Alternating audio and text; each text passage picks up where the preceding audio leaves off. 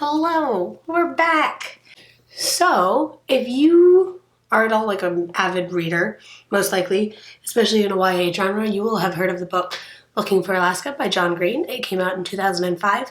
I don't actually have my physical copy here because I actually own 3 copies of this book, 2 of which are in Seattle, a regular copy and then the 10-year anniversary copy. And then I bought a 3rd copy for Florida because I needed to reread it for class for this project I'm doing because it's been a few years and I wanted it fresh in my mind as I was writing my own novella because I just kind of wanted it to have a similar feeling. And I was like, well, I haven't read Looking for Alaska in a long time. I should probably reread it. So I, bought a new copy for $5. And then I finished it. So I just reread it about 2 weeks ago. And then I let my stepmom borrow it to read it. And I couldn't find it in her office. So it means she probably has it. So no big deal. I just don't have a physical copy. So, woo. But yeah, if you are at all really versed in YA, you'll have heard of John Green, most likely.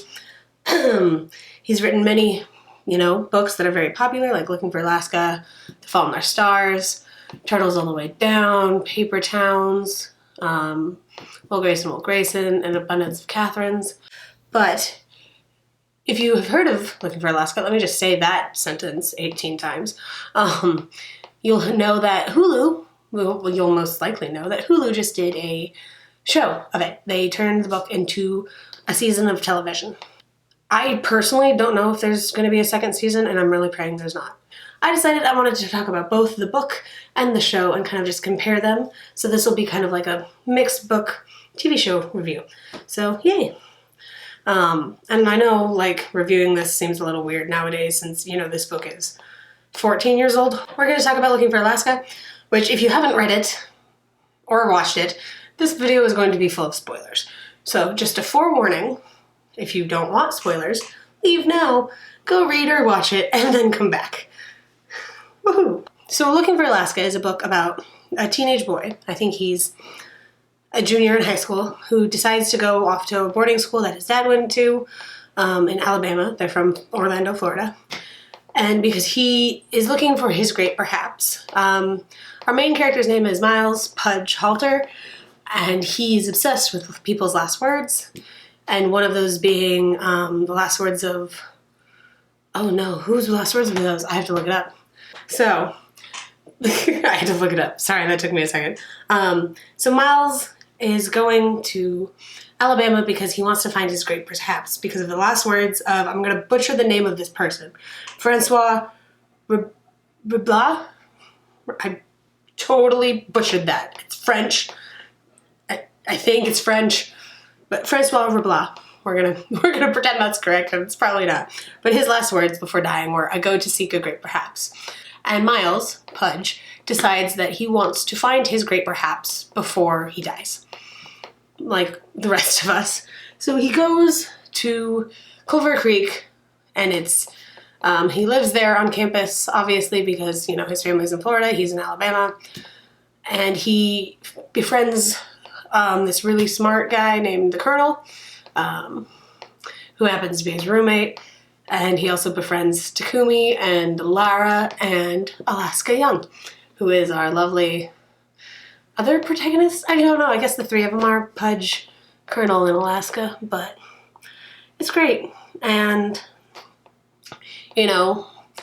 Miles falls head over heels in love with Alaska. And what I've loved always about this book is a lot of people, criticize John Green for being kind of almost the creator of the Manic Pixie Dream Girl. And a lot of people are like, how do you feel about this? How does it feel that you've started this trend? And he's actually responded to this on Tumblr a lot, once, because he was kind of just fed up of people accusing him of this thing. I want to see if I can actually find that post. I think I have it. Ha ha, ha, ha, ha, ha. I found it. Oh, I was literally just about to give up. Okay, so someone messaged him on Tumblr and said, hey John, I was wondering what your explanation was for asserting yourself and appearing to be very straightforward thinking writer and I guess general social rights advocate, but yet you heavily play into the troped ideal of what's essentially the manic pixie dream girl, not to mention romanticizing extreme illness and suicide to your very young and definitely impressionable reader base. Heavy, I know. But he addresses it, and he addresses it in multiple of his books. He says, like, in Paper Towns, it's devoted, the entire book, what does he read? It's right here. Paper Towns is devoted in its entirety to destroying the lie of the manic pixie dream girl. The novel ends, this is not really a spoiler, with a young woman essentially saying, do you really still live in this fantasy land where boys can save girls by being romantically interested in them? And he then goes on to say, I do not know how I could have been less ambiguous about this without calling the novel, the patriarchal lie of the manic pixie dream girl must be stabbed in the heart and killed. And the next paragraph in his answer, he says, when do I romanticize mental illness or physical illness in my novels? Pudge, from our lovely Looking for Alaska book, romanticizes Alaska in Looking for Alaska, but the novel discusses in details the way that this failure to imagine her complexly proves so disastrous to him and her. So in the book, and even in the book and show, we have Pudge, pawning after this girl and thinking she's amazing and beautiful and mind-blowing, and kind of almost creating this version of her in his mind that he just relies so heavily on. And main spoiler alert here, Alaska dies in the book. That's kind of the whole turning point of the book. About halfway through, Alaska dies, and Pudge and everyone else is left like stunned, unsure what to do. And Pudge's whole thing is, he's convinced she was in love with him, all these other things. He loves this idea he made of her. And this is pointed out several times throughout the second half of the book, where his friends are like, hey, you're thinking about the version you made of her. You don't actually care about her. Or Takumi, I think, says to him in some way, like, she wasn't just yours. She was all of ours, our friend, not possessively. But he's like, you weren't the only one that loved her. Get over yourself. So I think that's a really important point to make. Like, yes, in theory, you could look at this and be like, hey, this book is like manic pixie dream girl central, but in reality, it's not. And that's one reason I really like this book. I'll make sure to put this really long post in the link below so you can read it if you like, because he has a big long answer for everyone. And it's actually really nice to read, because I love his books, I love his books because it's something I kind of want to strive to be, where he writes YA, but it's not YA. Like, there's always something bigger at hand, and it can be enjoyed by any age human. But now into the point of this video. That is not what I wanted. Where's my notes? I have notes. This is what we're going to be talking about today. I made notes because I didn't want to forget, because I am really forgetful. So overall, in my personal opinion, really great book. And I want to also start off talking about the TV show by saying I very, very, very much enjoyed the show. Like, I was left dumbfounded and crying and just surprised in many ways, even though I've read this book multiple times. Most of what I'm going to say is going to be comparing the two and the differences I liked and disliked. So I don't want people to come out of this thinking I didn't like the show. I loved it. If they decide to do a second season, I'm going to probably be really angry. But I loved the show. It was beautiful, it was amazing, and it was done so well. And on top of that, one of the things I wanted to talk about was the actor portrayals. The casting for this show was perfect to a T. They could not have casted better people to play these roles. Everyone, it didn't take me more than 10 seconds of screen time for each person that came on for me to be like, yes, this is the character I imagined when I read this book. Yes, they are doing this pretty much perfectly. It was great. Props to all the cast. I don't even know the cast names off the top of my head. I'm fired. But really great casting. So thumbs up, casting department. So I'm going to go down the list of comparisons I have, the differences between the book and the movie. And they're in no particular order, just as I remembered them, and as I was watching the show, I didn't take note of them. And I will obviously talk about them and specify whether I think they're good or bad differences, because there were some differences that I did think worked really well. Not saying that they should have been that way in the book, but as I've gotten older, I've also realized that movie and TV show adaptations shouldn't be 100% like the book. As a kid, I'd watch these movies of my favorite books and being like, that was horrible because it wasn't like the book. And some are bad because they're not enough like whatever they're trying to adapt. But you have to realize that not everything should and can be exactly the same as the way it was when you read it. And I think it's nice for me to be older and kind of actually like see that and acknowledge that. So there were some things that I thought changed for the sake of the show that I think worked really well, especially because a lot of the book is Pudge internalizing all of this to himself. So it can be hard to really portray that in a TV show sense. So one of the first differences I noted was in the morning after Alaska dies, all the kids, all the students are, shuffled into the gymnasium. So they're given the announcement by the principal, the Eagle is the code name. I actually can't think of his real name right now. But in the book, after it's announced, the Colonel, who is like Alaska's pretty much best friend, we're told that he is laying on his side on the bleachers screaming nonstop, no breath, just screaming. And I thought that was a really powerful thing because he's not crying, he's screaming. And in the show, we see him being comforted by a friend and crying, and I thought that was a difference that wasn't good because I thought the characterization of him laying there and screaming in the book was so strong, and not seeing that in the show kind of took away from his character, especially because in the show, which is another difference, the night before this happens, in the book, the Colonel and Alaska had gone... Sorry, I don't know what my autofocus is doing. Stop it. I'm like not even moving that much. In the book, the Colonel and Alaska had butted heads about something, but by this point they had kind of gotten over it.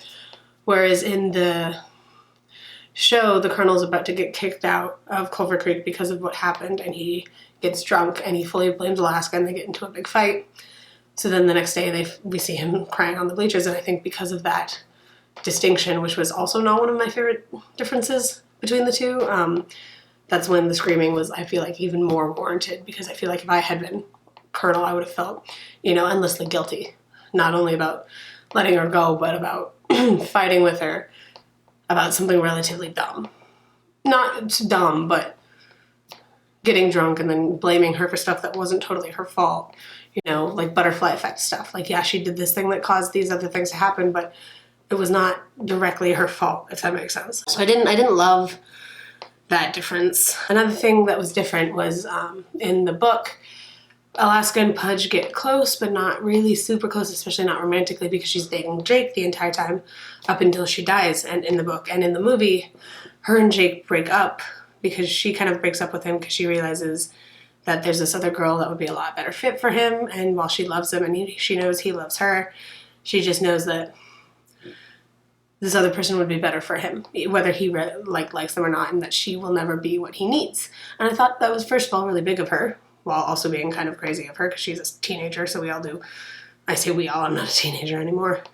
As teenagers, we all did and do, for those who are teenagers, really rash decisions like that when we think we're trying to do the right thing, and it's not always the right thing. But because of that, her and Pudge get a lot closer in the show, kind of romantically speaking, that I think made his kind of fantasy about her make more sense in a way, because it was just nice to be able to see him get closer, because, through the book, whether you agree with Pudge or not, I think that you're kind of rooting for him in a way, or maybe you're not. I kind of did, especially when I read this when I was 17, 16, so I thought that was interesting. But yeah, so the Colonel almost gets expelled, like I said, for a prank that they all did. But in the book, the same prank happens and no one gets almost expelled. They don't figure out that it was any of them, really, in theory. But in this situation they do, and it's like the prank is, they differ in the pranks.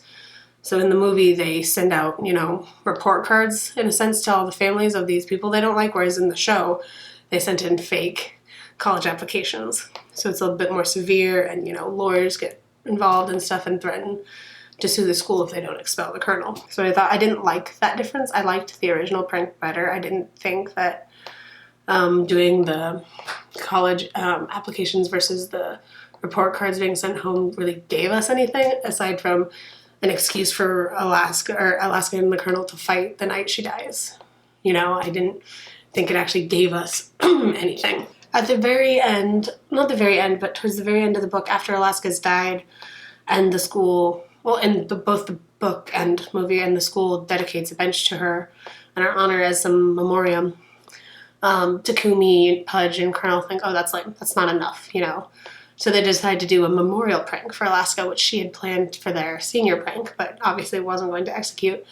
And what they do is for their speaker day, they hire a male stripper to come and pretend to be this really important college speaker on teenage sexuality. And then ends up stripping, saying this is for Alaska, and dancing and doing all this fun stuff. And it's great. And in the book, you know, everyone's just hooting and hollering and laughing along and stuff. But in the movie, all the boys, all the students, whether they're part of the prank or not, because in theory, the whole class, everyone was in on the prank, but whether they were really friends with Alaska and Pudge and them or not, they all strip down to their underwear and are dancing on the bleachers, kind of trying to even push this even further. Show that, because the whole prank or speech is about patriarchal paradigm where girls will think of guys as cute, whereas guys will think of girls with like specifics like perky breasts or stuff like that. I think that was the actual line they used. And how girls don't really catcall. Like, obviously, this is very generalized, and it wasn't 2005. But then they have, you know, Lara and Sarah, the Colonel's ex-girlfriend, you know, in the bleachers, like, you're so hot, you should take off all your clothes. So he's like, okay, fine, and he does. And I thought it was really cool to see all the boys kind of participate in that. I think that was a really good addition to the show, but I thought that was a really good distinction that they did. I thought that was really funny and made the prank all that much better. Towards the end of the book, Takumi and Lara, Lara dated Pudge a little bit earlier in the book and the show, but towards the end of the show, they start kind of getting close, and it looks like they might start dating, and I think that was a really good addition as well, because I thought, because in the book, it's more portrayed that Takumi is angry and jealous with Pudge because Takumi also likes Alaska, that we find out, and that he doesn't think Pudge is treating Lara very well, so I think I liked that, to watch them kind of get close and get potentially together. Like, we weren't given anything officially, but I thought it was a good addition. I thought they were cute together. I liked that a lot. Partway through the book, a little bit before Alaska dies, they do this big barn prank, which is where they release, in the book, the report cards to go home, and in the movie they do the college applications. And in the book, you know, Pudge and Lara are super involved, and everyone's a part of it, and it's a big kind of bonding experience for everyone, whereas in the movie, Pudge is like, I want nothing to do with Alaska. I'm focused on Lara. We want to go to the school dance. And they get kind of roped in anyways, but I didn't like that. I liked it. I think having them all kind of this general camaraderie that they all had to go through was a lot better, because we got to see them get closer and all of this other stuff. And I thought that having them not be involved put this weird wedge in between Pudge and everyone else, as well as Pudge and Laura, because he's like, my friends need me. And she's like, why do you keep running off? And I think it's better when they were all involved and she knew what was going on and didn't feel like he was always running off, pranking people instead of spending time with her. So I thought that wasn't the greatest difference. Overall, I thought the barn prank was a lot better in the book than it was in the movie. I didn't like the changes they made to it. It wasn't beneficial to the plotline in any way, in my opinion. And then in one of the very first scenes we see of Alaska and Pudge, Colonel has gone on a date with Sarah, and they're walking around, and they're walking towards the dorms late at night, and it's dark out, and she like looks at him, and he's like, even though it's silly and childish, you ever get that feeling like when it's dark out and you're heading home and you just kind of want to run all the way home because you're scared? And he's like, oh yeah, all the time. And in the scene in the book, she grabs his hand and is like, run, Pudge, run, and they run together back to the thing, whereas in the movie, she looks at him, starts running, and then is like, run, Pudge, way ahead of him. And I think the little intimate moment we have of her grabbing his hand in the book was a lot stronger and better for her character, whereas like the version, the television version didn't portray her in the best light. Not that it was a bad light, but it didn't portray her in the same light that a lot of her other things tried to portray her in, and I didn't like that as much. I thought that it was a lot stronger when she grabbed his hand, like this person she barely knows, but they kind of can bond over this one thing, platonically or otherwise, and it was a really nice little just moment. In the book, the Colonel is very fond of his mother, very close to her, very much will defend her and do whatever she says, and is very good to her. And in the show, he still is like that, but he's not as much. Like, he argues with her a lot more in the show. I keep saying movie. In the show than he does in the book. And I thought that was really weird because his mom is such a big deal in both, but especially in the book, that seeing him argue with her in the TV show was weird. It just felt off and like not natural. It felt very forced. At Alaska's funeral, we don't get a whole lot of that in the book, but in the could you not? But in the funeral in the show we get a lot more actually of it, which I thought was really nice. But there's this one part where the colonel goes up to Alaska's dad and starts yelling at him and, you know, getting mad at him because, you know, when Alaska was a kid, her mom died and she didn't call 911 and was just really scared. And, you know, growing up, her dad blamed her for her mom's death, his wife's death. And that affected Alaska, and in the end, that was why she died. So I think it was really powerful and strong to see the colonel, you know, get up and start yelling at this grown man that he doesn't really know, but knows enough about that. He's like, you ruined her life. You're the reason she's dead. That you're the reason we lost her. And, you know, Colonel's mom was there, and she's like, how dare you say this to him? And Alaska's dad is like, he's right. I lost her a long time ago. And he kind of breaks down crying. And I thought that was a really good just character portrayal of both the colonel and the dad. I think it just gave that part an extra oomph that it needed. So I think that was really nice to see, especially the colonel kind of sticking up for his. I don't know what happened. My camera just stopped recording. It was like, you reached the maximum time, and I was like, I've literally filmed for hours before without you saying that. So I don't know what that was. So if my sentence cut off, I'm sorry. I think my point was that I think it was just a really nice addition to that scene. It was a good emotional oomph that it needed to really sell what was going on. So yeah, overall, like I said, I really enjoyed the TV show. I really, you know, it's one of my favorite books. I'll always love it, so I definitely recommend it. It's definitely not a book for children. I would say, you know, 15 and up, depending on what you personally are comfortable with or what you're comfortable with your children's reading. I think the show, since we watch a lot of it happen, is a little bit more, I would say more like 16 or 17 and up. But then again, I'm not here to dictate what anyone watches or reads. I just, you know, give my recommendations. So I think they're both very well done and deserve consumption, if I'm going to word that way.